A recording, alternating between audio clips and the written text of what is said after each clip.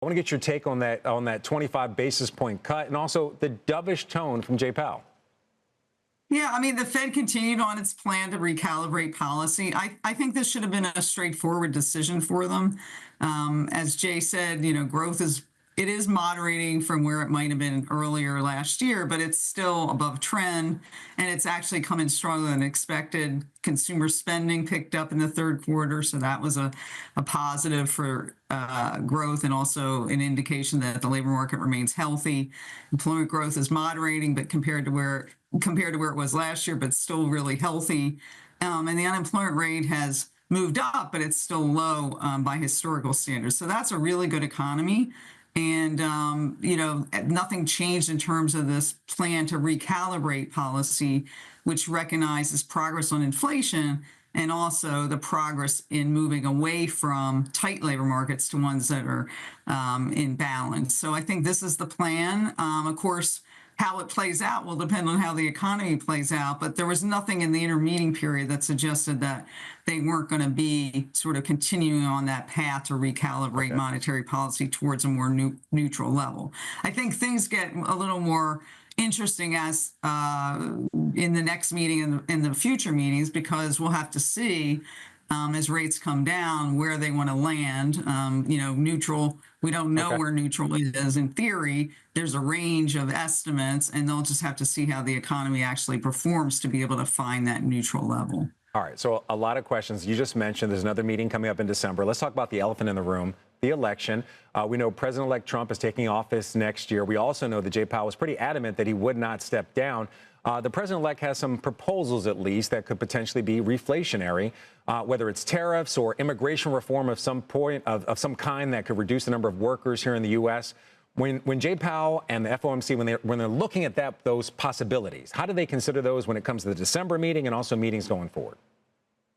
Well, in December, it's very premature to really incorporate that into their thinking about the December decision. I mean, it takes time for fiscal policy to be enacted. There aren't concrete proposals out there yet, and we'll have to wait and see what actually is proposed and then what will get passed. And then even after some of the changes are, if some changes get passed in terms of tax policy or tariffs, or spending policies, it takes time for them to affect the economy. So that gives the Fed time before actually considering how monetary policy should react to fiscal policy changes. So until the Fed gets more insight and we all get more insight into the fiscal policy package, and you want to look at all of the packages, all the things together, you don't really want to be figuring that out now. You will be doing, and I'm sure the staff will be brushing off their models. That's going to be part of it. You'll run models to sort of see what the implications are for policy for the U.S. economy, and in particular for the labor market and for inflation. And that's going to be modeling, analysis, and simulations, but also reconnaissance. A lot of the, as you know, the Federal Reserve banks are distributed across the country, and we do a lot of, talking to business people and talking to labor market representatives and households about how they might react to some of those changes. So that's going to be an important part of assessing the impact on the U.S. economy as well. So there's time for that assessment to take place. And I would think that at the beginning of the year, when we get more clarity around what those policy changes are likely to be, that will be when the Fed will start considering what does that mean for the medium run outlook and what they need to do with their monetary policy. Loretta, I want to get your reaction to something. Trump's economic advisor, Scott Bessent, talking to Squawk Box on Wednesday after the election. I want to get your take on what he had to say. I think that we should appoint the next or nominate the next Federal Reserve chair very early. President Trump has already said he is not going to renominate Jay Powell. So in a way, that increases his independence.